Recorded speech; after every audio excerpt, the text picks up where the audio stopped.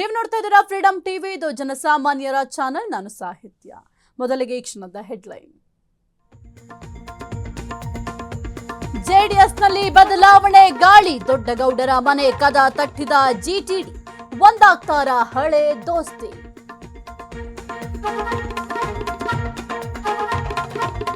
Gelatine ಕೇಸ್ಗೆ ಬೇಗ twist, ಅದು ammonium nitrate gel. ಪಕ್ಕದ ಜಮೀನಿನವರಿಂದ ಸ್ಕೆಚ್.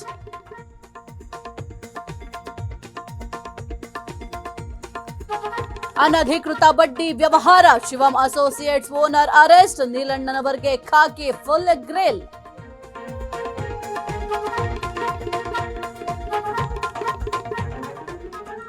ಕಾವೇರಿ ವಿವಾದಕ್ಕೆ ದಳಪತಿ break, Tamil Nadu CM warning. Vijay ನಡೆಗೆ ಕನ್ನಡಿಗರು ಫಿದಾ.